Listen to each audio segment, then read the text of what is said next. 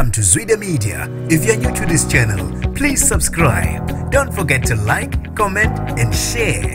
Here's a new video for today. Enjoy.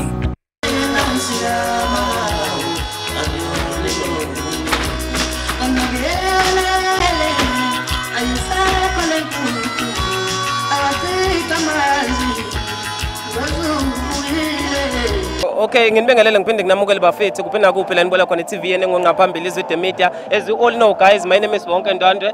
I'm from eJozini. Ngiphethe umfowethu la Mroza Fakude wafethu uFandamu.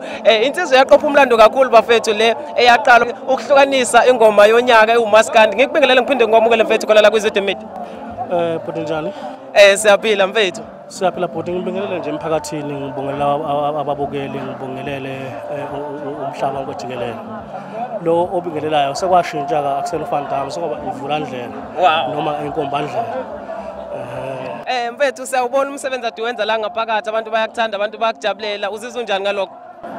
Engakugqamisa kakhulu la ngaphakathi, ngabonga kakhulu uMasipala wakithi eJozini ngokusixhasa ngendlela owenza ngakhona. Phinde ngibonga kakhulu nje kubaphathi imeya namakhansela. Ngibonga kakhulu umphakathi wangakithi eJozini ngendlela owenza ngakhona. Uyasikhuthaza, uzenza sizizwe nathi singabantwana kodwa sibalulekile emphakathini. Mfethu waqopha umlando eNingizimu Afrika. Kungathini ukuphola kwakho lapho? Kwaba ingoma yakho iyona eyaqala ukuvula indlela. Sesiyabona namhlanje uMaskand uyahlonishwa. uMaskand wenza imanga namhlanje uwena kodwa waqala. Uzizwa njani ngalokho? Ngizizwa ngijabule kakhulu njengomroza nje. Mhlawumbe isithembiso Alex Fakude ukuthi nami kukhona engakwenza. Mase ngikwenzile abanye abafuthi base bayakuthanda bakwenza futhi lapho. Into engijabulisa kakhulu mase bekuthanda labafuthi abesenza nabo bakwenze ngisaphila nosengaseka. Angibizanga mina ngeqhawe sengaseka, mina ngibizwe ngeqhawe ngiphila. Okuningi ngizwela ngaze ngifike kuthiwa sekuney'ngubo enkulu bengithanda, kodwa nje uthando lwami kubantu ngilubone ngisaphila. So mfethu emva kokuthi wahlukanisa unyaka uke wathi ukunyamalala, ungathini lapho abantu abaningi bebebhekile ukuthi emva kokuthi wathatha unyaka uzobuya ngamandla, yini ebiyenzeka lapho? Akaze kwenzeke lutho ukuthi ukuhlukanisa unyaka akusiwona umdlalo, akusubhatata kagogo yabona.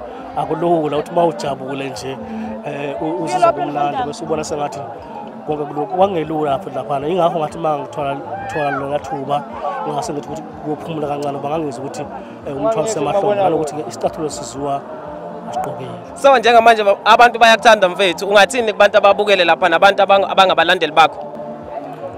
Kubantu abathanda umsebenzi kaMroza ngabathembisa ukuthi nkosami abajabule. uMroza uyohleza abaculela umsebenzi ongena hlayana, ngixolisa futhi ongena bambeko.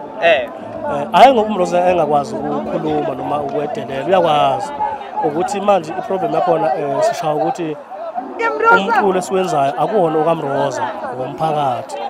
So wow amazwi lawo amakhulu kakhulu mfethu ukuthi mawucula uculela umphakathi ayiculeli wena ena kumele ube ngaphezulu kwabantu abakusupportayo. Amagama amakhulu kakhulu lawo mfethu.